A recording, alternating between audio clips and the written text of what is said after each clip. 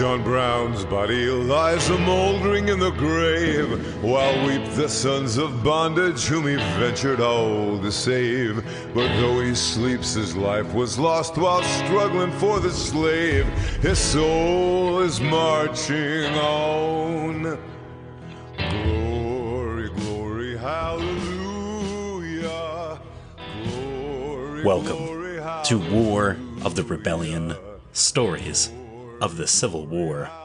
I am your host, Leon, and this is a reading of the memoir Reminiscences of My Life and Camp with the 33rd United States Colored Troops, late 1st South Carolina Volunteers, by Susie King Taylor. To Colonel T. W. Higginson. These pages are gratefully dedicated. Preface. I have been asked many times by my friends, and also by members of the Grand Army of the Republic and Women's Relief Corps, to write a book of my Army life during the War of 1861-65, with the regiment of the 1st South Carolina Colored Troops, later called 33rd United States Colored Infantry. At first I did not think I would. But as the years rolled on, and my friends were still urging me to start with it, I wrote to Colonel C.T. Trowbridge, who had command of this regiment, asking his opinion and advice on the matter. His answer to me was, quote, "Go ahead, write it. That is just what I should do, were I in your place. And I will give you all the assistance you may need, whenever you require it." Unquote. This inspired me very much. In 1900, I received a letter from a gentleman sent from the Executive Mansion at St. Paul, Minnesota, saying Colonel Trowbridge had told him I was about to write a book, and when it was published, he wanted one of the first copies. This, coming from a total stranger, gave me more confidence. So I now present these reminiscences to you, hoping they may prove of some interest and show how much service and good we can do to each other, and what sacrifices we can make for our liberty and rights, and that there were loyal women, as well as men in those days, who did not fear shell or shot, who cared for the sick and dying, women who camped and fared as the boys did, and who are still caring for the comrades in their declining years. So with the hope that the following pages will accomplish some good and instruction for its readers, I shall proceed with my narrative. Susie King Taylor, Boston, 1902. Introduction. Actual military life is rarely described by a woman, and this is especially true of a woman whose place was in the ranks, as the wife of a soldier, and herself a regimental laundress. No such description has ever been given, I am sure, by one thus connected with a colored regiment, so that the nearly 200,000 black soldiers, 178,975 of our Civil War, have never before been delineated from the woman's point of view. All this gives peculiar interest to this little volume, relating wholly to the career of the very earliest of these regiments, the one described by myself, from a wholly different point of view, in my volume, Army Life in a Black Regiment, long since translated into French by the Comtesse de Gasparian, under the title Vie militaire dans un régiment noir. The writer of the present book was very exceptional among the colored laundresses, in that she could read and write, and had taught children to do the same, and her whole life and career were most estimable, both during the war and in the later period during which she had lived in Boston and has made many friends. I may add that I did not see the book until the sheets were in print, and have left it wholly untouched except as to a few errors in proper names. I commend the narrative to those who love the plain record of simple lives, led in stormy periods. Thomas Wentworth Higginson, former Colonel, 1st South Carolina Volunteers, afterwards 33rd U.S. Colored Infantry, Cambridge, Massachusetts, November 3rd, 1902. Letter from Colonel C.T. Trowbridge, St. Paul, Minnesota, April 7th, 1902. Mrs. Susan King Taylor. Dear Madame, the manuscript of the story of our Army life reached me today. I have read it with much care and interest, and I most willingly and cordially endorse it as a truthful account of your unselfish devotion and service through more than 3 long years of war, in which the 33rd Regiment bore a conspicuous part in the great conflict for human liberty and the restoration of the Union. I most sincerely regret that through a technicality you are debarred from having your name placed on the roll of pensioners as an Army nurse, for among all the number of heroic women whom the government is now rewarding, I know of no one more deserving than yourself. Yours, in faith, charity, and love, C.T. Trowbridge, late Lieutenant Colonel, 33rd USCT. Reminiscence. Chapter 1. A brief sketch of my ancestors. My great-great-grandmother was 120 years old when she died. She had 7 children, and 5 of her boys were in the Revolutionary War. She was from Virginia, and was half Indian. She was so old, she had to be held in the sun to help restore or prolong her vitality. My great-grandmother, one of her daughters, named Susanna, was married to Peter Simons, and was 100 years old when she died, from a stroke of paralysis in Savannah. She was the mother of 24 children, 23 being girls. She was one of the noted midwives of her day. In 1820, my grandmother was born, and named after her grandmother, Dolly. And in 1833, she married Fortune Lambert Reed. 2 children blessed their union, James and Hagar Ann. James died at the age of 12 years. My mother was born in 1834. She married Raymond Baker in 1847. 9 children were born to them, 3 dying in infancy. I was the firstborn. I was born on the Grest Farm, which was on an island known as the Isle of Wight, Liberty County, about 35 miles from Savannah, Georgia, on August 6, 1848. My mother being waitress for the Grest family. I have often been told by my mother of the care Mrs. Grest took of me.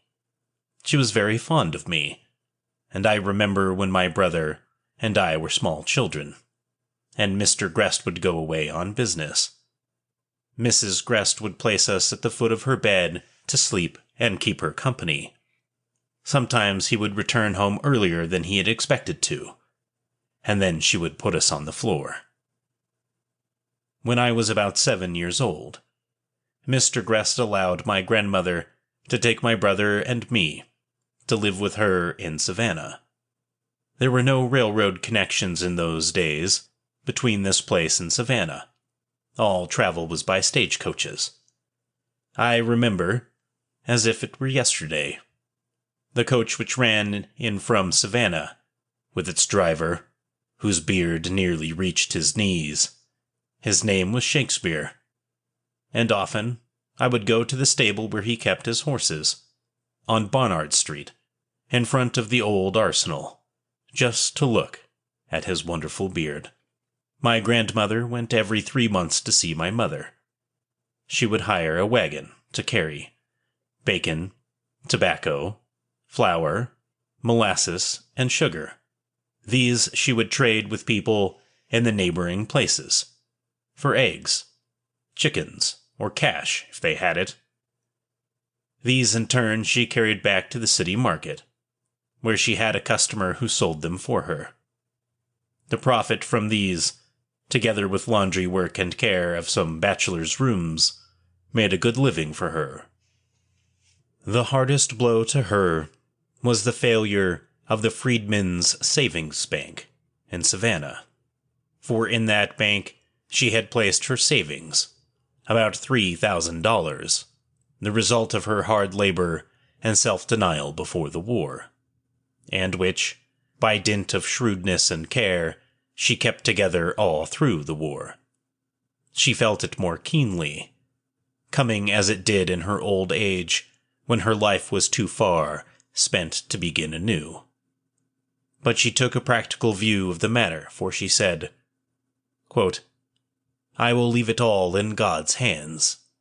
If the Yankees did take all of our money, they freed my race. God will take care of us." Unquote. In 1888, she wrote me here, Boston, asking me to visit her as she was getting very feeble, and wanted to see me once before she passed away. I made up my mind to leave at once, but about the time I planned to go in March, a fearful blizzard swept our country, and travel was at a standstill for nearly 2 weeks. But March 15th, I left on the first through steamer from New York, en route for the South, where I again saw my grandmother, and we felt thankful that we were spared to meet each other once more. This was the last time I saw her, for in May 1889 she died. Chapter 2. My Childhood. I was born under the slave law in Georgia in 1848, and was brought up by my grandmother in Savannah. There were 3 of us with her, my younger sister and brother, my brother and I being the 2 eldest. We were sent to a friend of my grandmother, Mrs. Woodhouse, a widow, to learn to read and write. She was a free woman, and lived on Bay Lane, between Habersham and Price Streets, about a half-mile from my house. We went every day about 9 o'clock, with our books wrapped in paper to prevent the police or white persons from seeing them. We went in, one at a time through the gate, into the yard to the L kitchen, which was the schoolroom. She had 25 or 30 children whom she taught, assisted by her daughter, Mary Jane.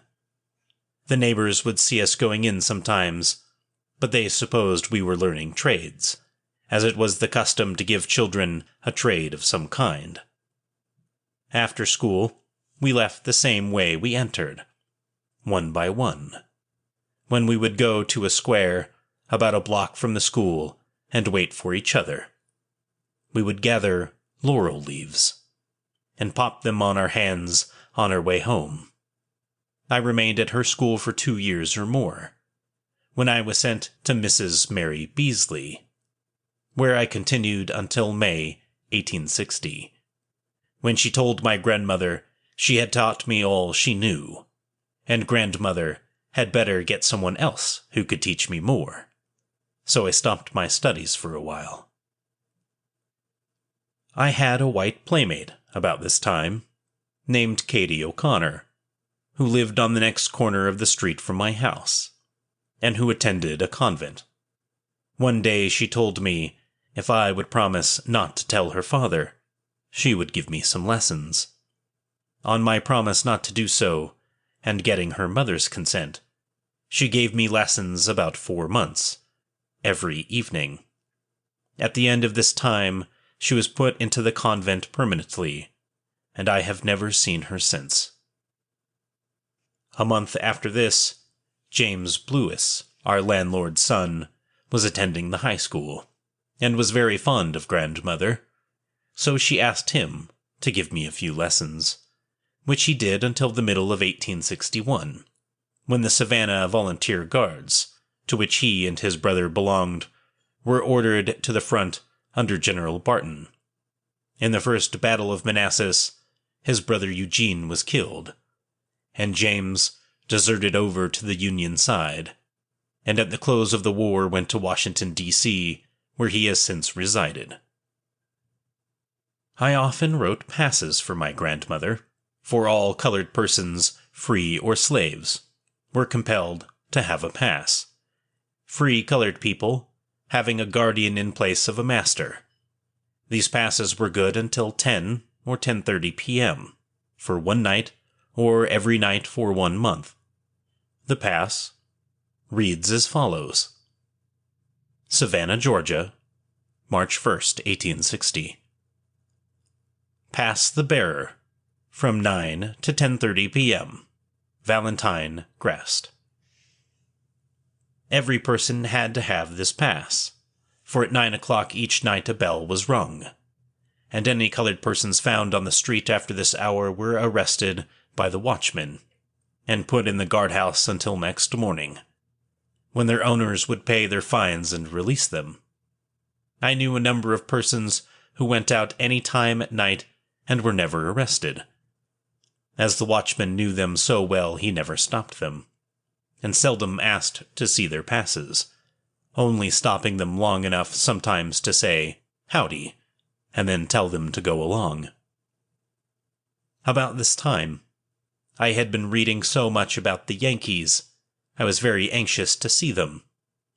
The whites would tell their colored people not to go to the Yankees, for they would harness them to carts and make them pull the carts around in place of horses. I asked grandmother one day if this was true. She replied, "Certainly not," that the white people did not want slaves to go over to the Yankees, and told them these things to frighten them. Don't you see those signs pasted about the streets, one reading, quote, "I am a rattlesnake. If you touch me, I will strike." Another reads, "I am a wildcat. Beware," etc. Unquote. These were warnings to the North, so don't mind what the white people say. I wanted to see these wonderful Yankees so much, as I heard my parents say the Yankee was going to set all the slaves free. Oh, how those people prayed for freedom. I remember one night my grandmother went out into the suburbs of the city to a church meeting, and they were fervently singing this old hymn, quote, "Yes, we all shall be free. Yes, we all shall be free. Yes, we all shall be free, when the Lord shall appear." Unquote. When the police came in and arrested all who were there, saying they were planning freedom, and saying the Lord in place of Yankee, to blind anyone who might be listening, grandmother never forgot that night, although she did not stay in the guardhouse, as she sent to her guardian, who came at once for her, but this was the last meeting she ever attended out of the city proper. On April 1st, 1862, about the time the Union soldiers were firing on Fort Pulaski, I was sent out into the country to my mother. I remember what a roar and din the guns made. They jarred the earth for miles. The fort was at last taken by them. 2 days after the taking of Fort Pulaski, my uncle took his family of 7, and myself, to St. Catherine Island. We landed under the protection of the Union fleet, and remained there 2 weeks. When about 30 of us were taken aboard the gunboat, to be transferred to St. Simon's Island, and at last, to my unbounded joy, I saw the Yankee. After we were all settled aboard and started on our journey, Captain Whitmore, commanding the boat, asked me where I was from. I told him Savannah, Georgia. He asked if I could read. I said yes. Can you write? He next asked. Yes, I can do that also, I replied. And as if he had some doubts of my answers, he handed me a book and a pencil and told me to write my name and where I was from. I did this, when he wanted to know if I could sew. On hearing I could, he asked me to hem some napkins for him. He was surprised at my accomplishments, for they were such in those days. For he said he did not know that there were any Negroes in the South able to read or write. He said, "You seem to be so different from the other colored people who came from the same place you did." No, I replied. The only difference is, they were reared in the country and I in the city, as was a man from Darien, Georgia, named Edward King. That seemed to satisfy him, and we had no further conversation that day on the subject. In the afternoon, the captain spied a boat in the distance, and as it drew nearer, he noticed it had a white flag hoisted. Before it had reached the Putumoka, he ordered all passengers between decks, so we could not be seen, for he thought they might be spies. The boat finally drew alongside of our boat, and had Mr. Edward Dongull on board. He wanted his 2 servants, Nick and Judith. He wanted these as they were his own children. Our captain told him he knew nothing of them, which was true, for at that time they were on St. Simon's, and not, as their father supposed, on our boat. After the boat left, we were allowed to come up on deck again. Chapter 3. On St. Simon's Island, 1862. We will cover next week.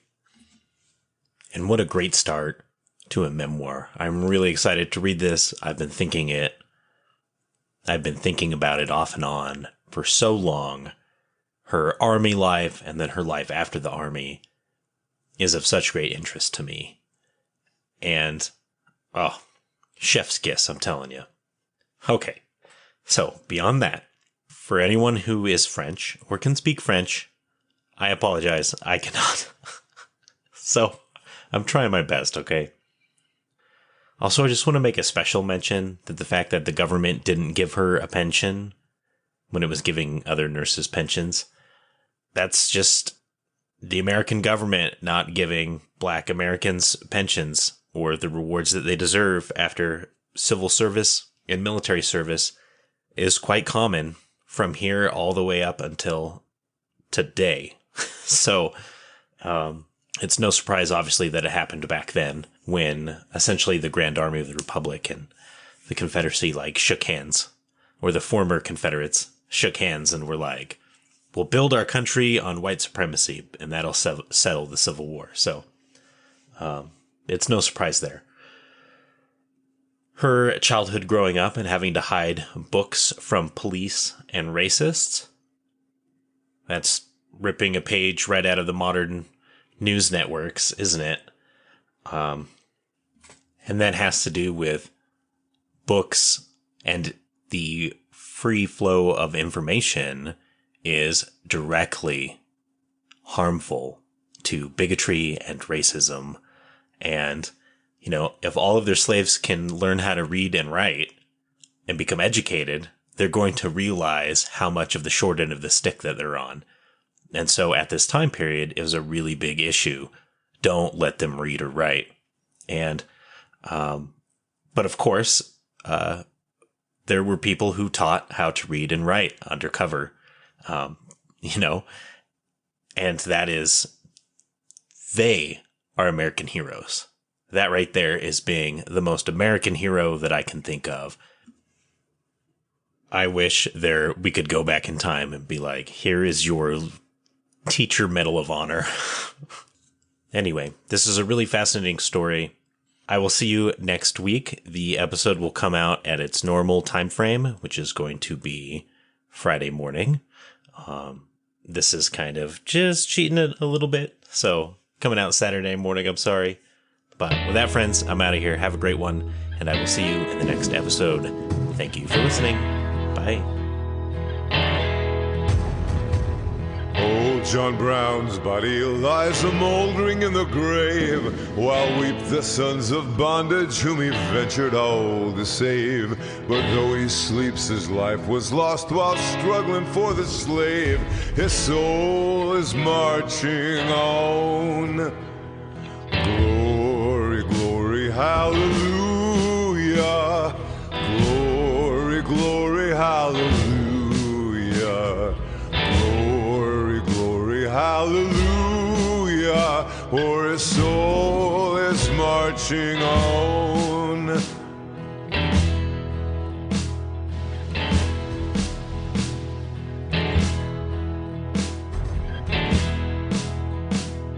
John Brown was a hero, undaunted, true, and brave. And Kansas knew his valor when he fought her rights to save. And now, though the grass grows green above his grave, his soul is marching on. Glory, glory, hallelujah. Glory, glory, hallelujah. Hallelujah, for his soul is marching on.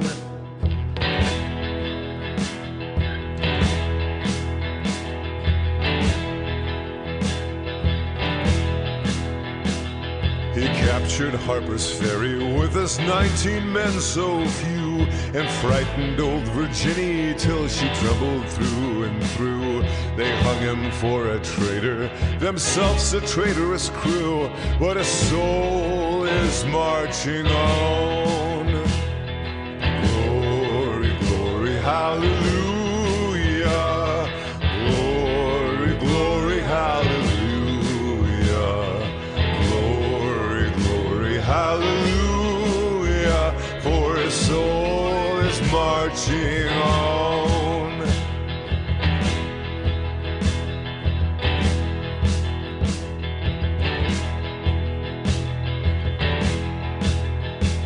John Brown was John the Baptist, of the Christ we are to see.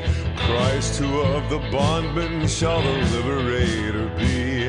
And soon throughout the sunny South the slaves shall all be free, for his soul is marching on. Glory, glory, hallelujah. Glory, glory, hallelujah. Hallelujah, for his soul is marching on.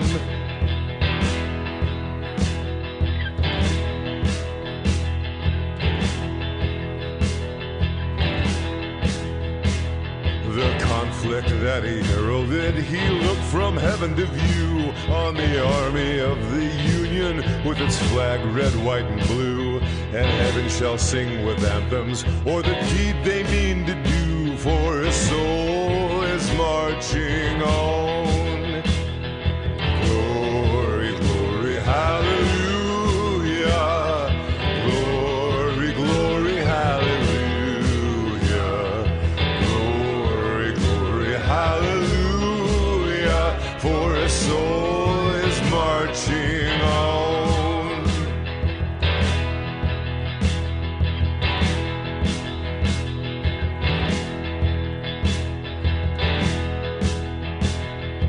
Soldiers of freedom, then strike while strike ye may, the death blow of oppression in a better time and way. The dawn of old John Brown has brightened into day, and his soul is marching on. Glory, glory, hallelujah. Glory, glory, hallelujah. Hallelujah, for his soul is marching on. Glory, glory, hallelujah.